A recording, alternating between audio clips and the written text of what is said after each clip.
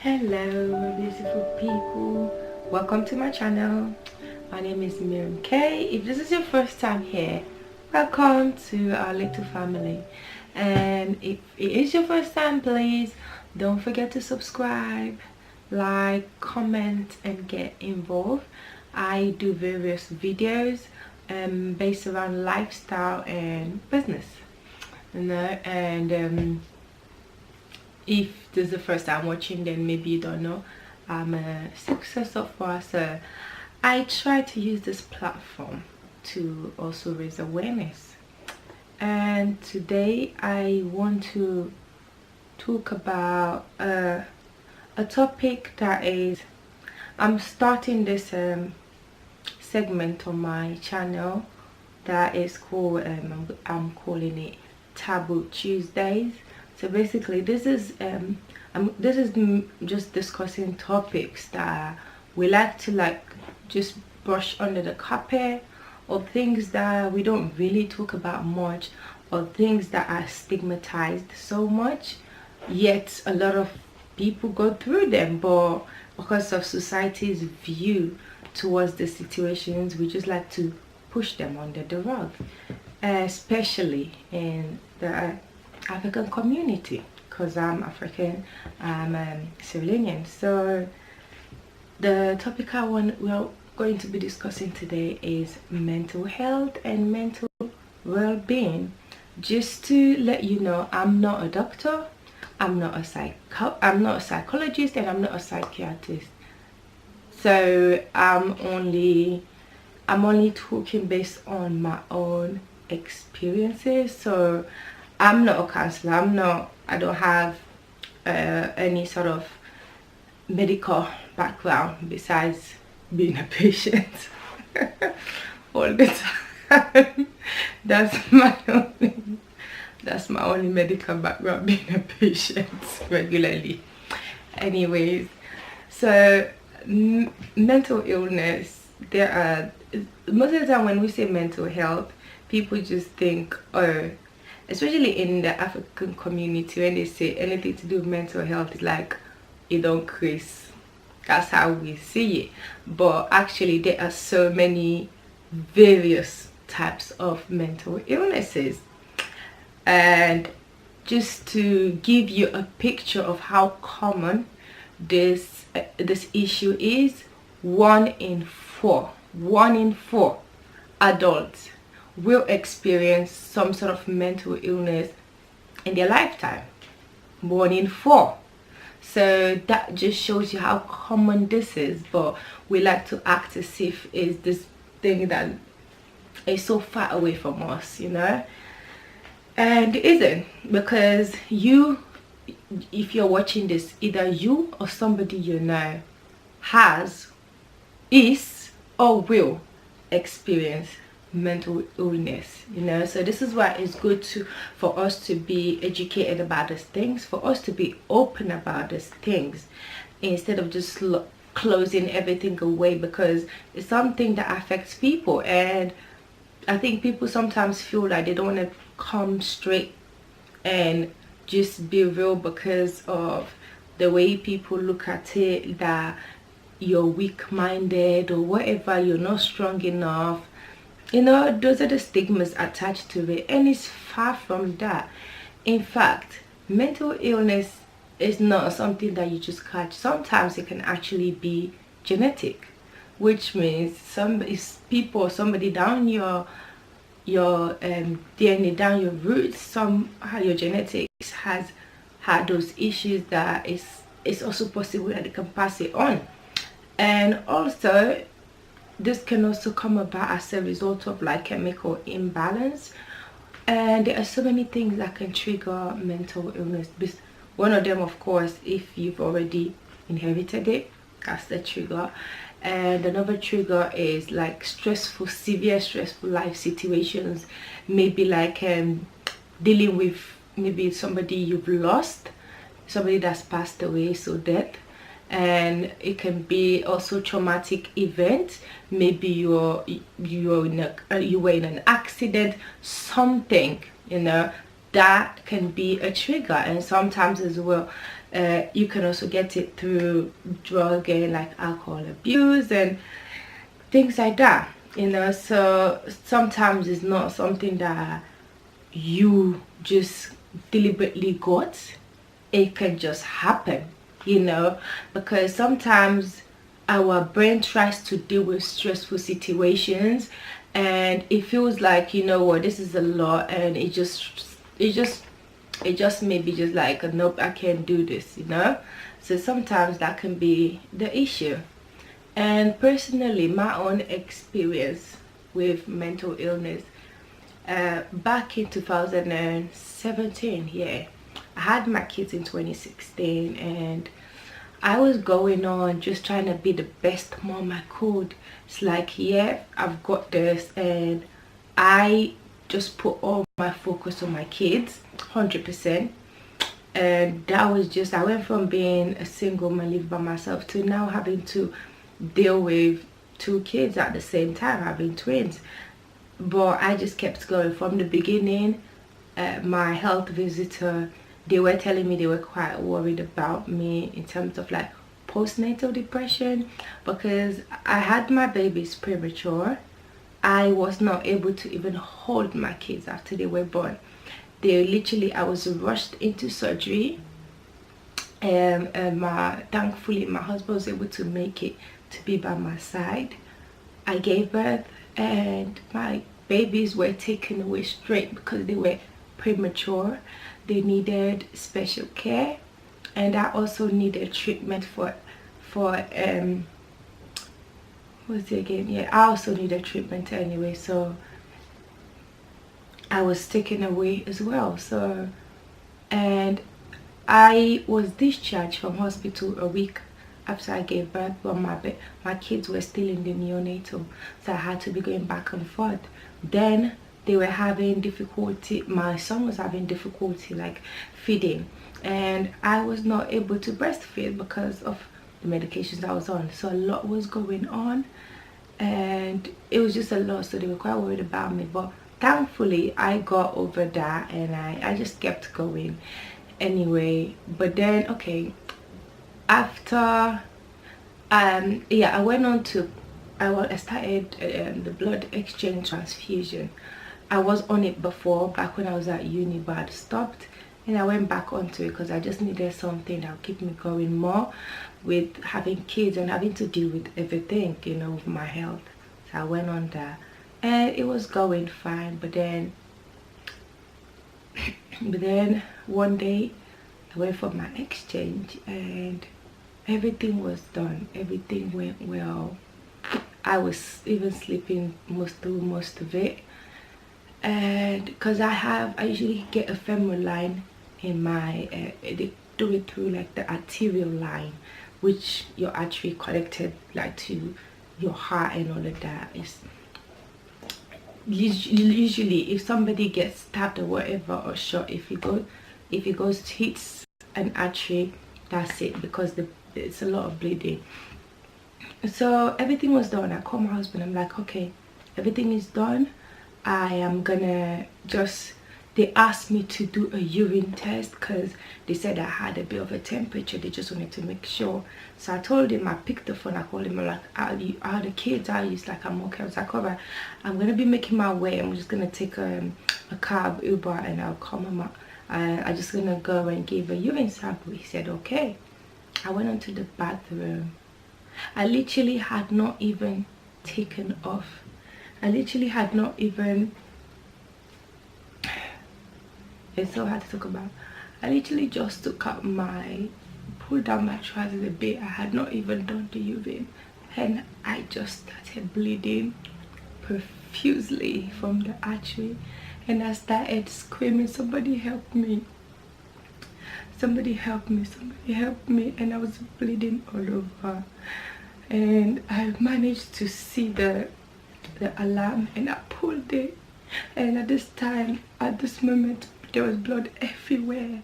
I was feeling it press on the area that's bleeding, my groin. I was trying to press onto it, but this is where they had put the line. So because of that, I had the the powder was made from the line there, and it was just bleeding profusely. And I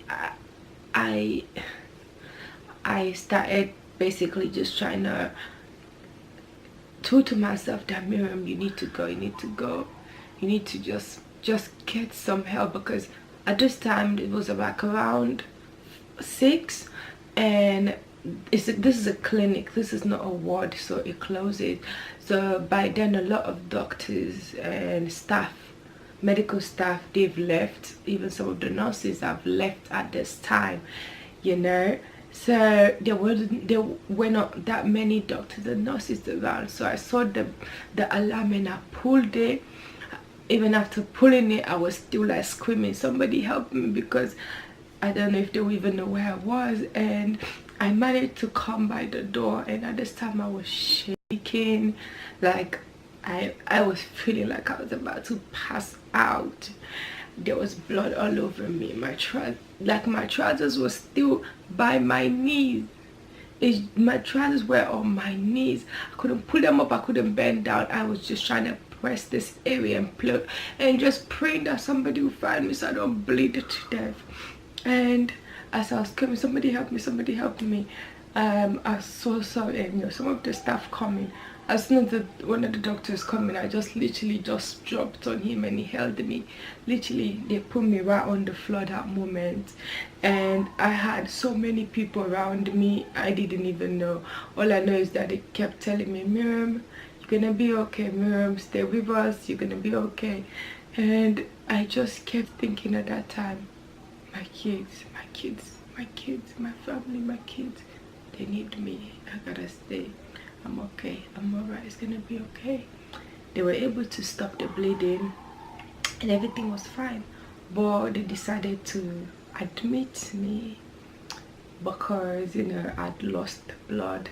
Although I just had an exchange, so I had more than enough blood, but they just wanted to make sure that everything was okay, and sent for more blood tests so they can check my HB and everything and make sure the bleeding wasn't. And they had closed up the toilet because there was, it looks like a crime scene, literally looked like a crime scene.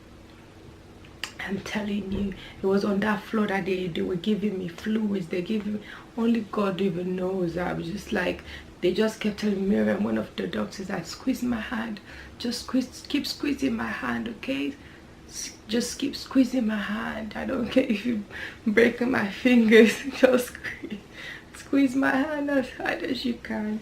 So I kept doing it. Afterwards, they put me on a stretcher and they moved me to one of the beds in the clinic while they were arranging for me to be moved to a ward. And I called, at this time my trousers is already blood all over my clothes, so I had not, they did take it away, they said they were gonna wash it. So I'd called after my husband didn't see me, didn't hear anything, so he had been calling and he didn't get me. So I called him back and I kind of just briefly explained what was happening. So he literally just jumped into an Uber. He took the kid, just jumped into a car, got the kids and bought me some clothes and everything. And at that time I just wanted to see my kids, I just wanted to hold my kids. And I remember one of, I don't know whether it was a doctor, but one of the staff, the medical staff that were looking after me was like, you know, you are so lucky that this happened within the ward. Had this happened outside, it could have been fatal. And that sentence literally hit me really hard, because I was like, so I could have lost my life and leave my kid. Are you kidding me? So they moved me to a ward. My mom ended up coming after my husband and the kids. They stayed with me for some time. I just held my kids so tight, just thanking God everything was okay.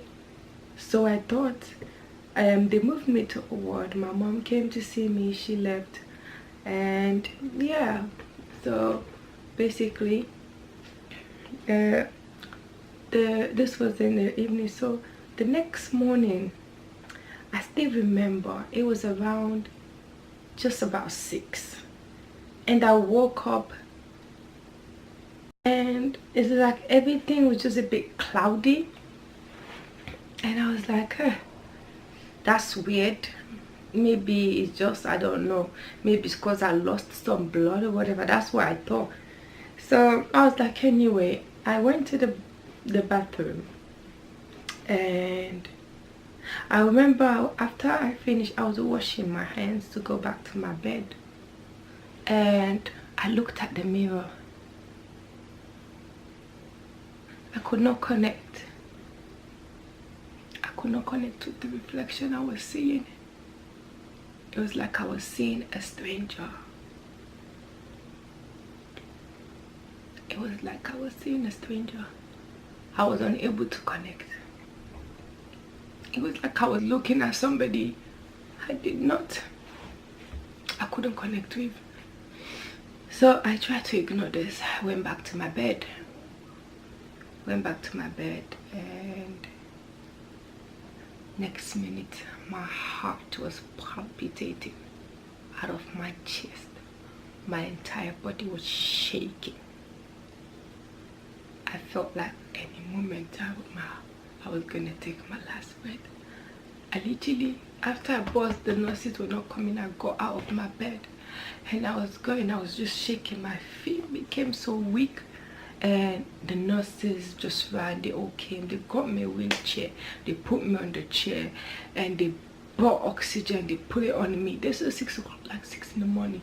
Put that on me and checking everything, and I was just there like the nurse that was looking after me is somebody that I knew really well, and I was just telling her, please, I don't want to leave my kids, I don't want to leave my kids. It's like, Miriam, you're gonna be okay. So that episode passed. Eventually I felt better and I came home. When I came home and I returned home, almost every day around that same time in the morning, I will wake up with my heart palpitating so bad. Everywhere would be all smoky. Everywhere looked so strange to me. Everywhere, everything looked strange. It was like I was outside of my own body, and I could not connect with a lot that was going on around me. This went on for some time, and then I started having other symptoms. I just became so withdrawn from everything. I didn't find joy anymore in the things I used to. For somebody that loves to write, do this, do that, I just became so withdrawn from activities. Yeah, I kept in contact with close family members, but that was about it. I would be so snappy with, especially my husband. There's times, and baby, if you're watching this, thank you so much for sticking by me even through all of that. I would be so snappy. I would get so angry over the smallest things. This was going on. I was feeling like I had everything God prayed for in my life. I had my kids, my beautiful prince and princess. I've got my husband, and I was doing things I love. Things were moving forward.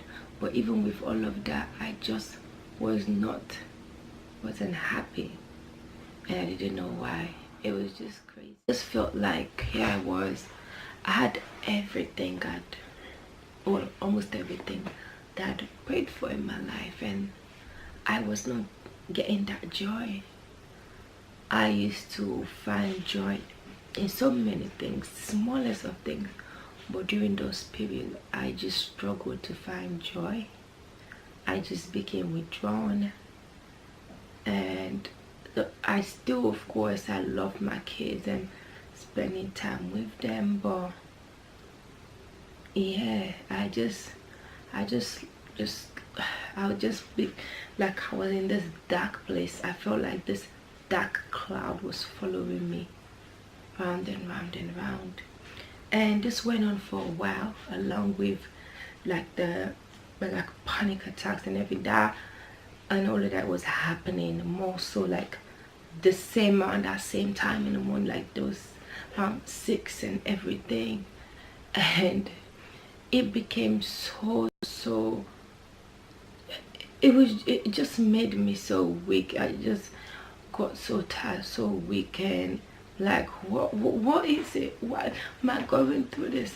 But yeah, I was afraid to, no, in terms of my family, they kind of noticed some things, but I was afraid to talk to any other person about it, because from the moment, even before these kids were born, there were a lot of people, health visitors or whatever, that had all those doubts about me being able to look after my kid, me with my health and everything. All those judgments were cast even before these kids came onto the world. And I remember there was one time natural midwife hospital telling me I was selfish to be having kids when I'm in this situation with my health. And even though that was dealt with, it's something that still rings in my ears. So during those times, all of that was in my head. So for that reason, I didn't ask for help. I knew I needed help. I knew something was not right mentally with me. Something was not okay, but I was afraid to bring it up because I didn't want for that to be used for anybody to say I'm not, fit to take care of my kids, that I'm unfit parent. So my kids were that time one of the few sources of happiness, and I didn't want to lose them. So as a result, I kept this to myself for a very long time, and I thought this is something that will pass. I thought it was just a phase, and that's one thing everybody needs to understand. These things ain't a phase. It doesn't just get better on its own if you do not get the help.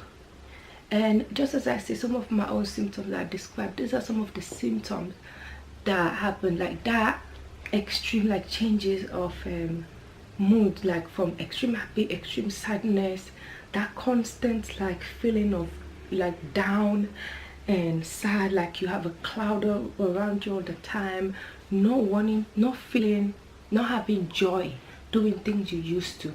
Yes, there are times, periods of times when we don't get that, but when it goes on for so long, longer than normal, then it's time for you to start thinking whether or not you need to ask for help.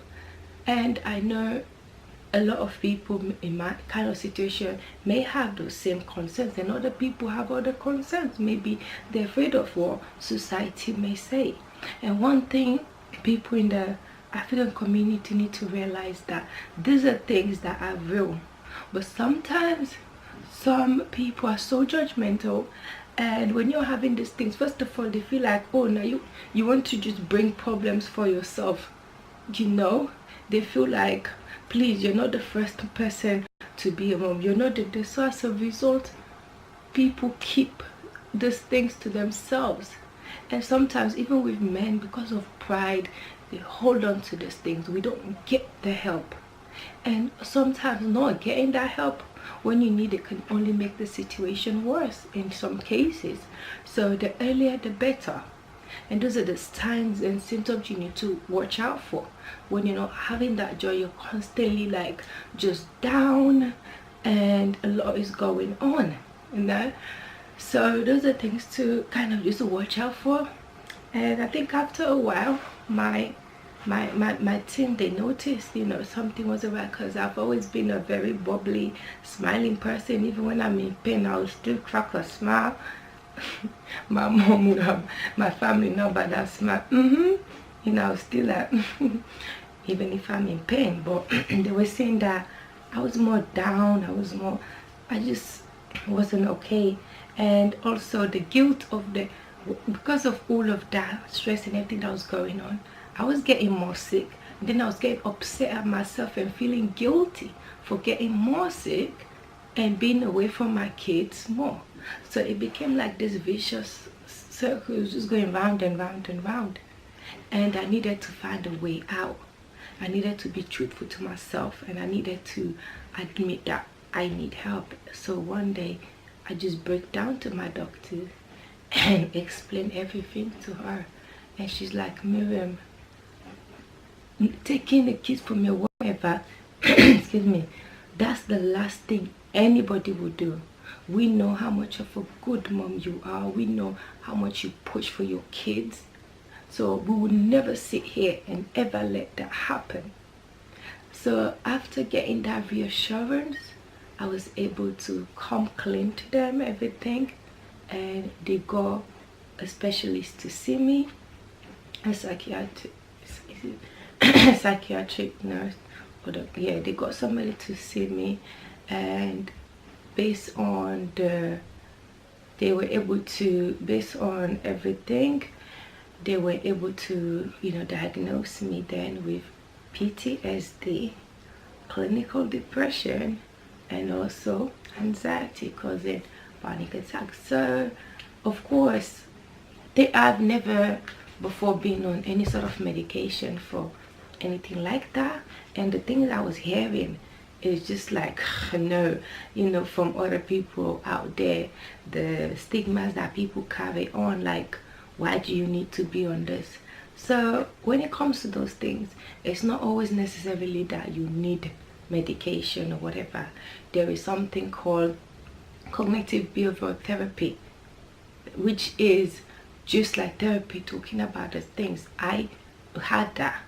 Luckily for me, I was able to get as soon as I already had my psychologist, but when this came up, we were meeting and talking more regularly for her to just try and support me. And I was able to express my true feelings, my worries and all of that to her, that sometimes I'll be afraid to tell my family because I know they're going to worry and I didn't want them to, so at least having that person, that helped.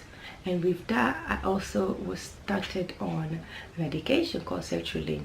And no, this is not the type of medication that makes you high. It has no side effect. It's just like taking ibuprofen, but this helps to balance out the chemical in my body to just make sure that those symptoms, because my symptoms were not just psychologically or mentally, my symptoms became like physically with the panic attack, with all of that, the anxiety. So it became physical, and for me it's like I either take the help and be able to go back to being the mom I was, or to continue struggling, and that also was affecting not just me but everybody around. And I chose to be able to look after my, make sure I get the right treatment, make sure I was able to go past that hurdle, that challenge. And thanks to my family, my friends, I was able to do that. Thanks to my having an understanding husband who stepped in during those times to be there for his kid. Thanks to my mom, my sisters, everybody that just helped, my friends, and that just helped to keep me going, reminding me of all the goodness things, the positive things. And also along with prayers, that was able to help to get me over those challenges. And once you've had those sort of situations, it's hardly that they go away completely, but with the cognitive behavioral therapy, you're able to learn how to deal with, first of all, how to spot those symptoms, how to deal with them, the steps that you need to take. So it's not always that as soon as you go, they're going to just put you on medication or whatnot. No, everyone is different, every case is different. But please, we need to take these issues more seriously. Don't try and look down upon somebody and think they are weak because they had to go and get some support. No, they are actually strong even to even be able to admit that they needed help, because that's the first step to healing and to getting over and these challenges. That's the first step. So no, it doesn't make you weaker. It doesn't make you less of a person than any other person. Be true to yourself. You know yourself more than anyone. You know what you're feeling. And you know if this is not the normal you, see somebody, get some help. Because there's so many various, as I say, mental illness is so many. Besides the PTSD, which is the post-traumatic stress disorder, that's the PTSD. And I developed as a result of what happened with the blood exchange, what went on, the incident that happened. That was what triggered all of that, you know. So when you know the root as well, you are able to walk through these things. So I just wanted to come on, share my experiences, and just give a bit of information and understanding about that. I'm not a doctor. That is my own personal story on how I kind of became one of those people, the 1 in 4, that experience some sort of mental illness in their life. And sometimes people see like depression as something that is you can only be depressed because when things are not going right or whatnot. No, sometimes it can happen out of nowhere. It can be delayed from other issues, because before the 2015 I lost my auntie. 2016 lost somebody that also knew close to me. 2017 I lost a close friend, and 2018 I lost 2. So all of the sort of things, because I'm so focused on trying to be a mom, so I just kind of don't deal with things sometimes immediately, and so it can just all of it just blow up after a while. Just like when if you keep blowing a balloon, you keep blowing it, you put more and more air into it, eventually it will just burst. So it's kind of same kind of principle. If you just keep sweeping things away, keep just locking them away, and eventually everything's going to just come crashing down. So, and there are different ways. Sometimes you get those sort of things because maybe it's in your genes, maybe it's genetic or inherited. So this is why as a society we need to really we need to know how to approach the situation. So instead of you trying to either make fun of somebody or saying they're just seeking attention or whatever the case may be, if you notice somebody kind of having those symptoms, try to find out how you can support them, how you can be there. Having people around you that support you makes a great difference in you being able to go through those hurdles, pass through those, jump over those obstacles. It plays a great role. So somebody might be going through this thing, so instead of you just thinking that, oh God, here we go, see how you can help. Sometimes some people just need somebody to talk to vent, because if those things go untreated, it can actually get really bad. If you do not get help immediately or as soon as you realize something is not right, it can affect you. It can get really, really bad, and it can leave lasting effect on you. So it's best to get the help as soon as you notice. You just have to. Yes, we all go through stressful situations.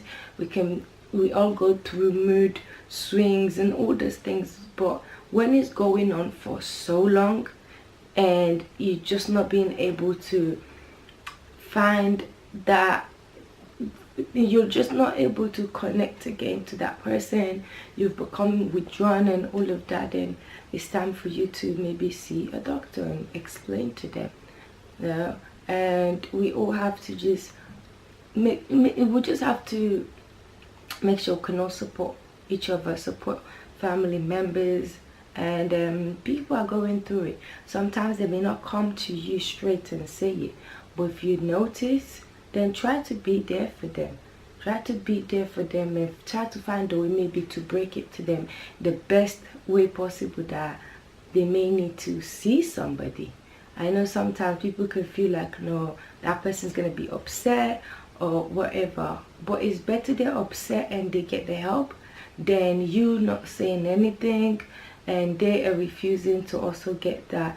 It can then get really bad and you don't want that. So that's what just what I wanted to say. And I hopefully this video open your eyes a bit more to the situation and how serious it is, how it can really have a great impact on your, not just your life, but those around you as well. And I'm so grateful for the people in my life who are there for me, not just in good times but also during those difficult periods, and that helps me. It plays a great role in me being able to overcome, and I'm glad now I've been able to pass through that hurdle and be able to be again that Miriam that I've always been, you know. And yeah, that's it. And I hope this helps anyway. Thank you so much for watching. I will include on the description box, I will include some information where you can get more help. And especially as well, sometimes it can get so bad, these issues can get so bad that somebody may actually even become suicidal. So it's also, if you're having those sort of thoughts, please get help immediately. Even if it's for you to call 999. If you're in that situation where you feel like you feel suicidal, then you need to get that help. You really need to, you know, and know that you are valid. You have greatness within you. You know, sometimes we go through these things, but we come out of the other end even stronger than when we came in. And this taught me a lot, brought me even more closer to my family, because they were there with me, you know, ride or die. They were there with me through all of that, and they still continue to. So I want to just thank you all for that, and also those even that support me, those that send just encouraging messages. I really appreciate that.